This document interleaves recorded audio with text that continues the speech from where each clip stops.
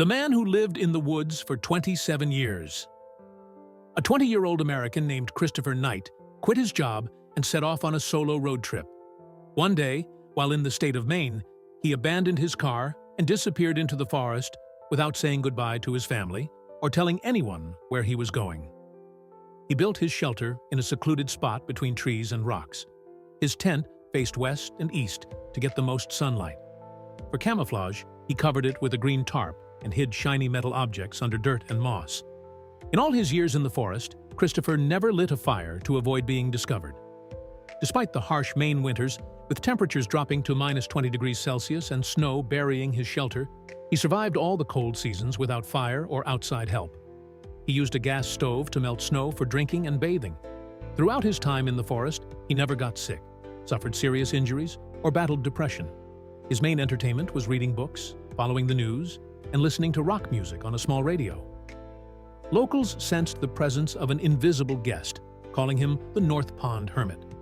Over 27 years, Knight carried out more than 1,000 break-ins at nearby camps and summer homes, taking food, batteries, gas canisters, and books. Camp staff, whose supplies kept disappearing, spent years trying to catch the thief. Finally, in 2013, after installing motion sensors, Christopher was caught red-handed. He surrendered calmly and admitted that in all those 27 years, he had only spoken to a human once, greeting a stranger on a trail. When arrested, Knight looked well-groomed, clean-shaven, neatly trimmed, and dressed appropriately. He was even wearing glasses that he hadn't replaced in all those years. In court, he stated that he never wanted to harm anyone. He simply wished to be alone. The Hermit was sentenced to 7 months in prison and fined $2,000. He was also required to complete a special reintegration program for people with mental health disorders and serve 3 years of probation. After his release, Knight returned to his hometown, avoided alcohol, and found a job working alongside his brother. He refuses to speak with the press and rarely interacts with others.